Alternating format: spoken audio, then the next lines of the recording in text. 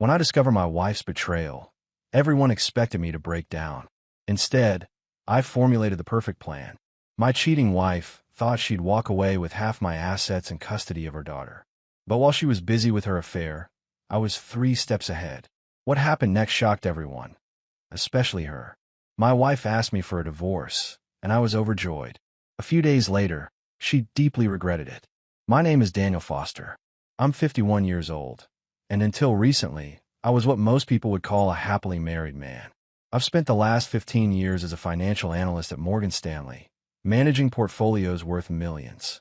I'm good at what I do, spotting patterns, analyzing risks, and planning several steps ahead. Turns out those skills aren't just useful in the financial world. When I first met Olivia at a charity gala in Chicago, she was 24 and I was 37. She stood out in the crowd, ambitious, vibrant, with this magnetic energy that drew everyone to her. She worked in public relations and could charm anyone in a room within minutes. I still remember how she looked that night, in a blue dress that matched her eyes, laughing at something I said that wasn't even that funny. Our courtship was a whirlwind. Within a year, we were married, and 2 years later, our daughter Emily was born.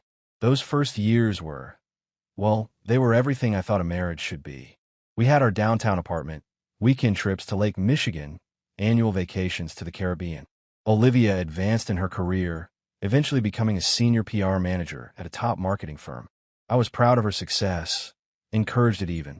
But somewhere along the way, things shifted. It was subtle at first. Small criticisms about how I dressed, how I should be more assertive in pursuing a promotion, how her colleague's husband took them to Paris for their anniversary. "Daniel, when are you going to step up your game?" she'd say, half joking, but with an edge that cut deeper than she realized. Or maybe she did realize. I'd come home exhausted after analyzing market trends all day, and Olivia would start in about how her friend Jessica's husband, despite being younger than me, had already made partner at his law firm. Why can't you show that kind of ambition? Never mind that I was bringing in a comfortable 6-figure salary that paid for our lifestyle. Then there was Emily, our sweet, perceptive 10-year-old who somehow managed to stay sunshine despite the growing tension at home. For her sake, I swallowed my pride, bit my tongue, and tried to keep the peace. I told myself it was just a phase, that eventually Olivia would appreciate what we had built together. I never imagined divorce was on the horizon. I never thought I'd discover what I did. But life has a way of throwing curveballs when you least expect them, and this one came from the innocent mouth of my daughter on a Saturday afternoon as we sat in our living room watching cartoons. "Daddy," Emily said, munching on popcorn, "does Mr. Christopher like Mommy more than you do?" My world stopped spinning for a moment. "Who's Mr. Christopher, sweetie?" "Mommy's friend from work. He brings me candy when you're on your business trips. He stays for dinner sometimes. And he makes Mommy laugh a lot." I kept my expression neutral, but inside, something cold and hard was forming in the pit of my stomach. I'd become skilled at reading signs of instability in the market. Now I was seeing the signs of instability in my marriage, clear as day, for the first time. That moment changed everything. And what happened next would change both our lives forever. After Emily's innocent revelation about Mr. Christopher, I decided to approach this like I would a suspicious investment, with careful analysis and strategic planning. No emotional reactions, no confrontations without evidence. Just cold, calculated observation. The next morning, I casually mentioned to Olivia that I might need to go to New York for a conference the following week. Again, she huffed, not even looking up from her phone. "Feels like you're always gone these days." Rich coming from someone who'd been working late 3 times that week already. I made a mental note of her sudden enthusiasm for my absence. "Can't be helped," I replied. "Big clients, big expectations." I didn't actually book anything. Instead, I contacted Blake, an old college buddy who now ran a private investigation agency. I'd helped him with some financial advice when he was starting up. Now it was time to call in that favor. "Need someone to keep an eye on my house while I'm supposedly away," I told him. "Just want to know who comes and goes." Blake didn't ask questions. Good man. The week of my business trip, I checked into a hotel across town, close enough to come home if Emily needed me, far enough that neighbors wouldn't spot my car.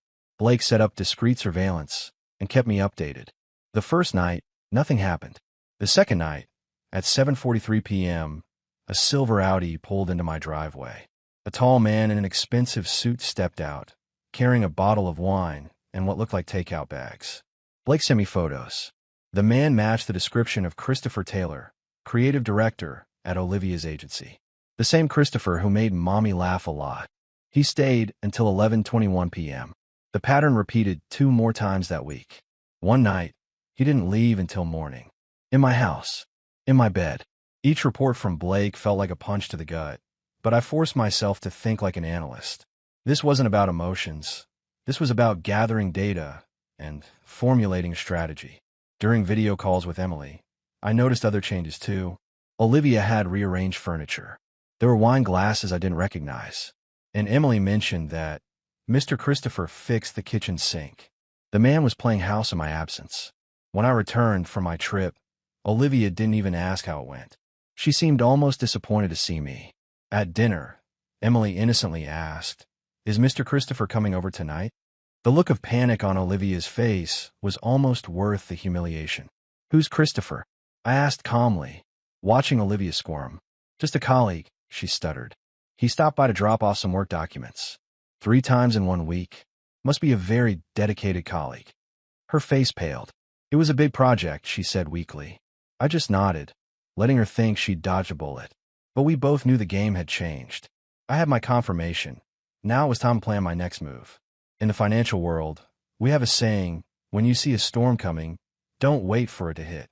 Secure your assets first. And I could see a Category 5 hurricane named Olivia heading straight for my financial portfolio.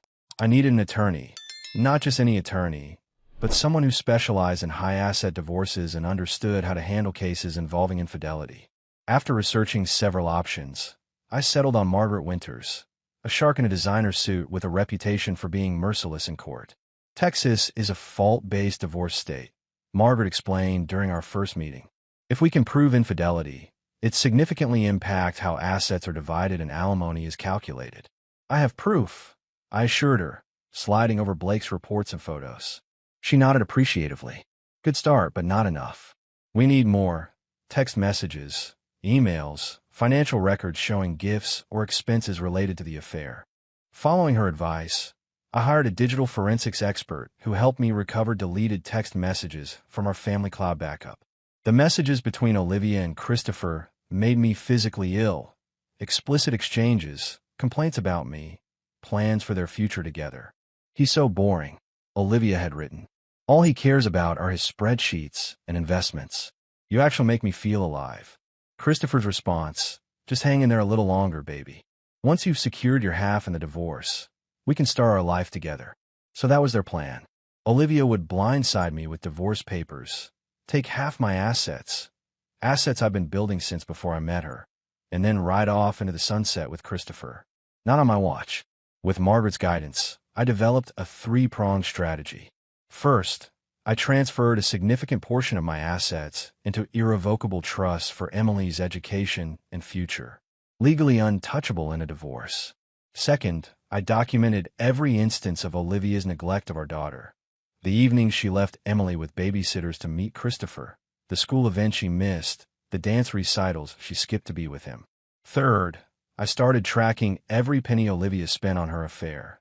Hotel rooms, expensive restaurants, gifts for Christopher, building a case for dissipation of marital assets. All this time, I maintained a perfect poker face at home. I went to work, came back, played with Emily, and treated Olivia with cordial indifference. I needed her to think she still had the upper hand. "Are you okay?" she asked one night, seemingly confused by my calm demeanor. "You've been different lately." I just smiled. "Never better. Just focusing on what really matters." She had no idea that while she was planning to leave me broke and broken, I was quietly dismantling her scheme brick by brick. The pieces were in place. Now, I just needed to wait for her to make her move. Sometimes even the most carefully constructed strategies are upended by unexpected events. My moment came on a Tuesday evening, when Emily was staying at a friend's house for a sleepover. I arrived home early from work to find Olivia talking animatedly on the phone in our bedroom, the door slightly ajar. "I'm telling you, Christopher, it's the perfect time," she was saying, her voice excited. "I've already spoken with an attorney. He says I'll get half of everything, plus support. Daniel makes over 200K a year. Do you have any idea how much alimony that means? I stood frozen in the hallway, my blood running cold. Next week, she continued, I'll have the papers served at his office. Maximize the humiliation factor. Then while he's reeling, we push for a quick settlement. She laughed at something Christopher said. Of course he'll settle. Daniel avoids conflict like the plague. He'll sign whatever I put in front of him just to make it go away. The sheer callousness of it struck me like a physical blow. This wasn't just infidelity. This was premeditated financial and emotional destruction. Against my better judgment, I pushed the door open. Olivia's head snapped up, her face draining of color when she saw me. I'll call you back, she whispered into the phone, hanging up quickly. Daniel, you're home early. Her voice was unnaturally high. How long have you been standing there? Long enough, I said quietly. Long enough to hear how you and Christopher planned to destroy me. For a moment, she looked terrified. Then, remarkably, her expression shifted to defiance. What did you expect? She spat. You've been checked out of this marriage for years. Christopher sees me, appreciates me, and my bank account, apparently.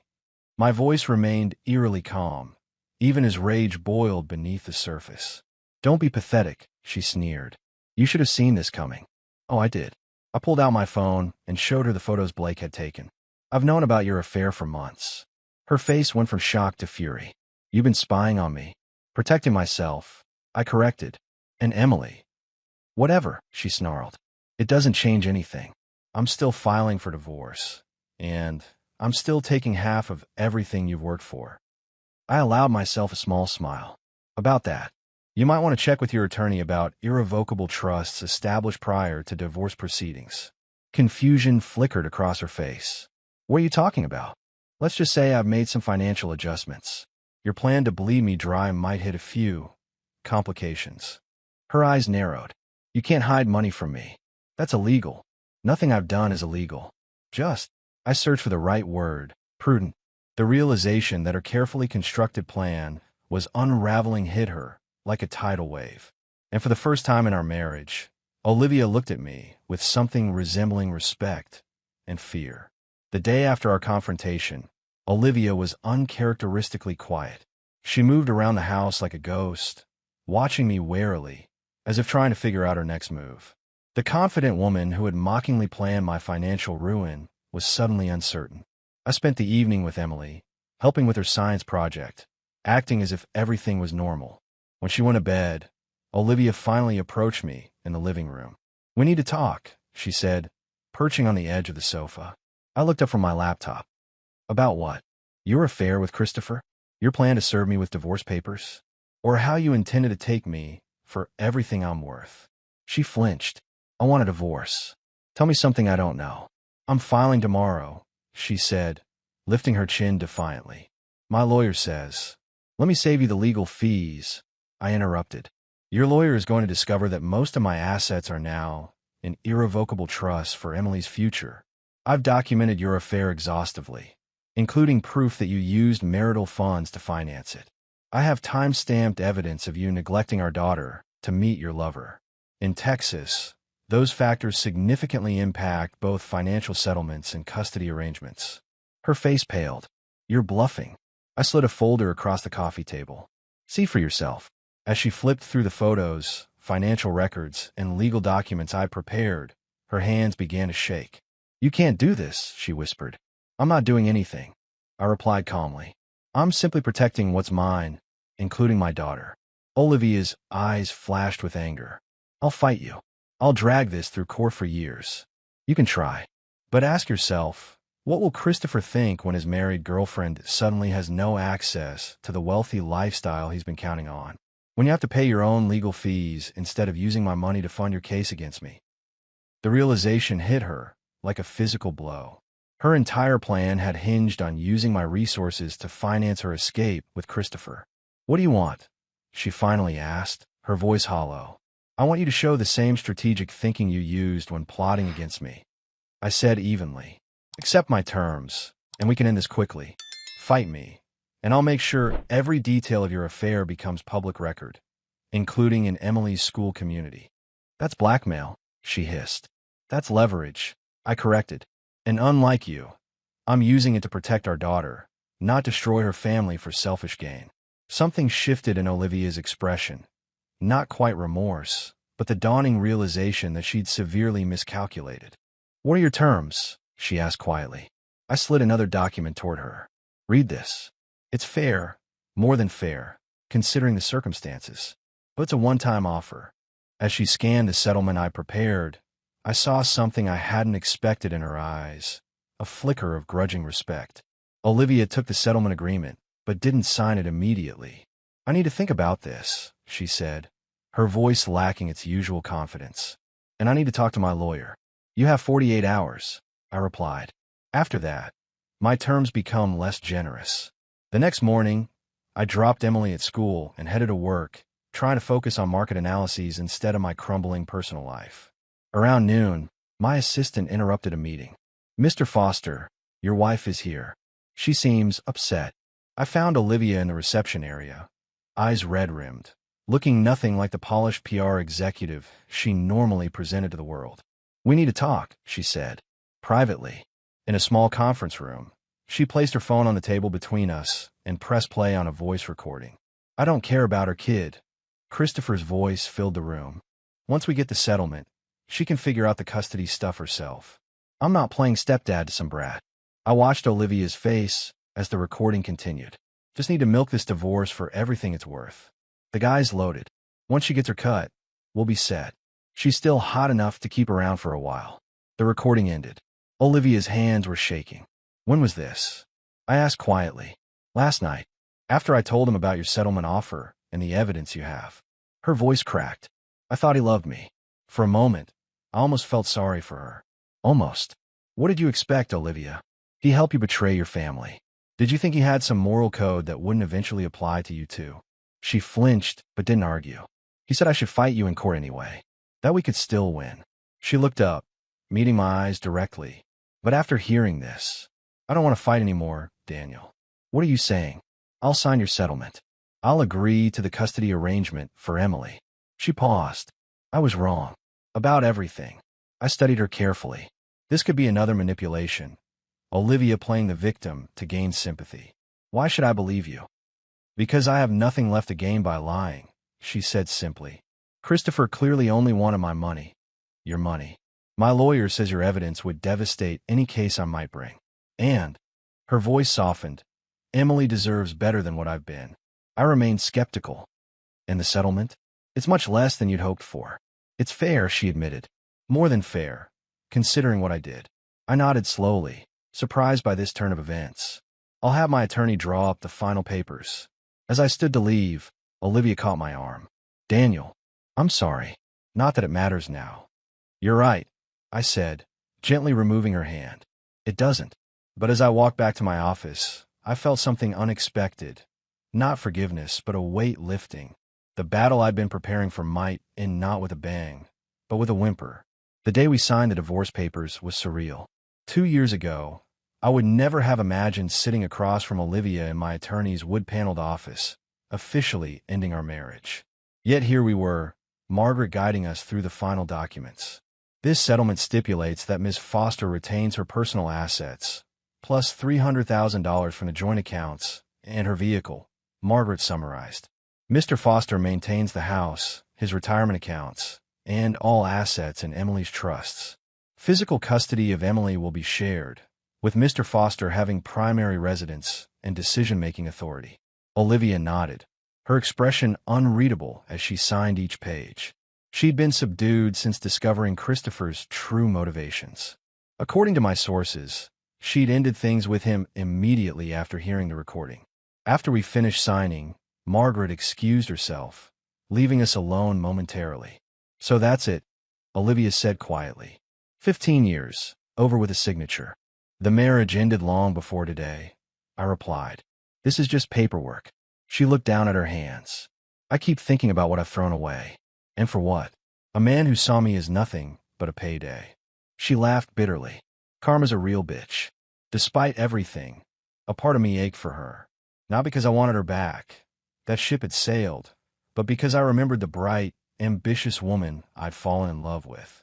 "What will you do now?" I asked. I've accepted a position with a firm in Austin, she said. Fresh start. I'll find an apartment near enough to have Emily on the weekends. I nodded. I think that's wise. An awkward silence fell between us. There was so much unsaid, yet nothing left worth saying. Daniel. She finally spoke, her voice hesitant. I know you don't believe me, but I am sorry.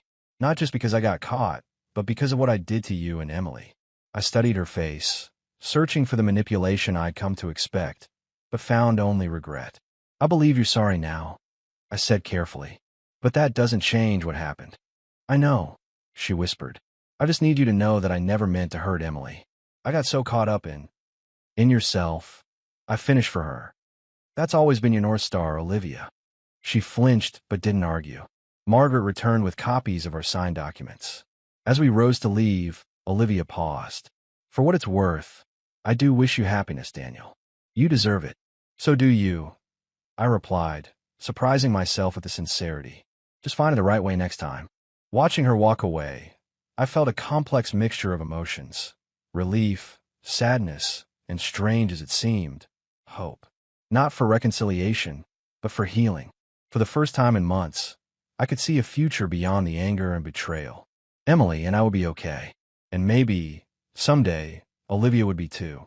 3 months after the divorce was finalized, life had settled into a new rhythm. Emily spent weekdays with me and weekends with Olivia in her new Austin apartment.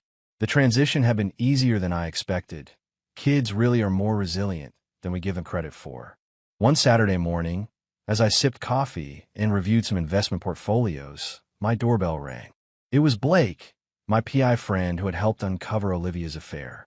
Thought I'd check in on you, he said, settling into a chair on my back patio. How's it going post-divorce? I considered the question. Better than I expected. Work is good. Emily's adjusting well. I searched for the right word. Healing, I guess. Blake nodded. Heard through the grapevine that Christopher's firm passed him over for partnership last month. Seems his reputation took a hit when word got out about him pursuing a married colleague. I didn't take pleasure in the news, exactly, but I couldn't deny a certain satisfaction. Karma indeed. And Olivia? Blake asked carefully. Doing okay, from what I can tell. She's focused on rebuilding her relationship with Emily. Actually showing up for dance recitals, school events. Being present in a way she wasn't before. You sound almost forgiving. I shook my head. Not forgiving. Understanding, maybe. What Olivia did was inexcusable, but I'm not interested in holding on to anger that only hurts me and Emily. Blake studied me for a moment. You've changed. Had to. I replied simply. After Blake left, I picked up Emily from her Saturday morning soccer practice. Her face lit up when she saw me, running over with the unfiltered joy only children can express. Daddy, Coach says I'm getting really good at dribbling. That's awesome, sweetheart, I said, hugging her. Want to get lunch before I drop you at Mom's? In the car, Emily grew quiet, fiddling with her seatbelt. Dad, are you still mad at Mom? The question caught me off guard. What makes you ask that? She shrugged. Sometimes Mom cries when she thinks I'm sleeping. She told Aunt Karen that she ruined everything good in her life. Emily looked up at me with serious eyes. Does that mean me too? My heart clenched. Absolutely not. Your mom loves you more than anything. And no, I'm not mad at her anymore. Then why can't we all live together again? I chose my words carefully. Sometimes adults make mistakes that change how they feel about each other. But those mistakes never, ever change how we feel about you. Emily seemed to process this. Mom's different now. She doesn't look at her phone all the time. And she made real pancakes yesterday, not frozen ones. I smiled. That's good, Em. Are you happier now, Daddy? You smile more. Out of the mouths of babes. Yeah, I think I'm happier now. And surprisingly, it was true. The life I'd fought so hard to protect was evolving into something new. Something, perhaps, even better than before. 1 year after the divorce, I was reviewing Emily's college trust when my phone rang. Margaret, my divorce attorney, rarely called without reason. Daniel, I've got an interesting situation. Olivia's attorney contacted me. She wants to amend the custody agreement. My grip tightened on the phone. Amend how? Nothing drastic, Margaret assured me. Currently you have Emily weekdays, Olivia weekends. She's proposing alternating weeks. What? I asked, immediately suspicious. She's been offered a promotion, Senior VP of Communications. It would mean more regular hours, less travel. I sat back, processing this. Olivia had been consistent with Emily over the past year, never missing a weekend, showing up for school events, even when they fell on my days. The Olivia from before would have taken the promotion without considering how it affected our daughter. I'll think about it, I told Margaret. That evening, I received a text from Olivia. Can we talk about the custody change in person? Coffee tomorrow.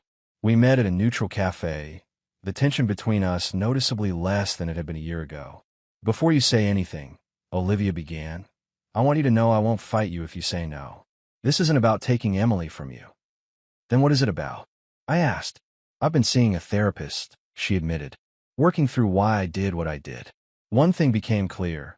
I used work to avoid being present for you and for Emily. She looked down at her coffee. This promotion would mean more responsibility, but actually less travel. Regular hours. I could be more present in Emily's daily life, not just for fun weekends. I studied her carefully. And if I agree, what happens when the next Christopher comes along? She flinched but met my gaze. There won't be another Christopher. I'm not dating by choice. I'm focusing on rebuilding my relationship with our daughter and myself. Something in her eyes, a quiet determination I recognized from the woman I'd first fallen in love with, gave me pause. Emily asked me last week why she couldn't stay with you sometimes on school nights. I admitted. She misses you. I miss her every day, Olivia whispered. But I'll respect whatever you decide. I considered everything. Olivia's consistent effort over the past year, Emily's desire to spend more time with her mother, the changes I'd observed in my ex-wife. Let's try a month, I finally said. See how it affects Emily's schoolwork and routine. If it works, we can make it permanent. The relief on Olivia's face was palpable. Thank you, Daniel. As we parted, she hesitated. You know, losing you and nearly losing Emily was the wake-up call I needed. I'm not glad about how it happened, but I'm grateful for where it led me. Walking back to my car, I realized something surprising. The anger that had fueled me for so long had finally dissipated completely. In its place was something unexpected. Hope for a future where Emily had two whole, healthy parents, even if they were no longer together.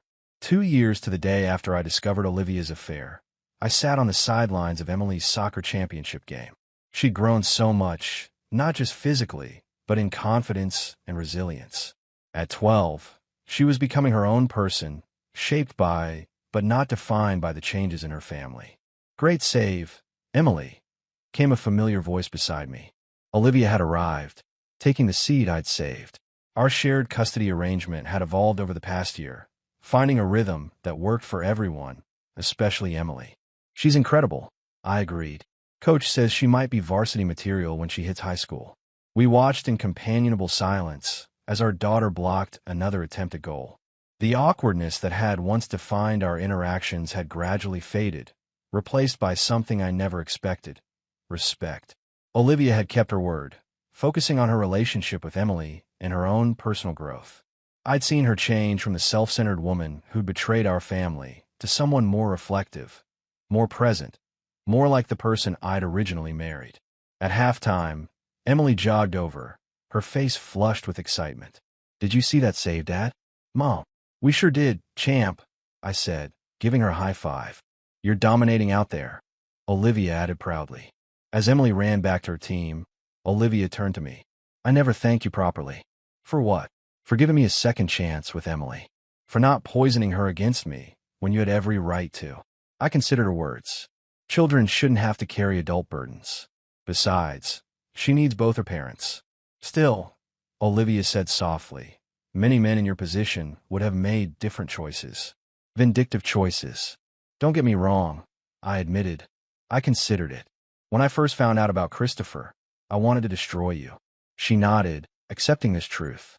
What changed? I realized revenge might feel good momentarily, but it wouldn't give Emily what she needed long-term. And ultimately, that's what matters. The referee blew the whistle, signaling the second half. As we refocused on the game, Olivia spoke again. I heard you've been seeing someone. Emily mentioned to Sarah.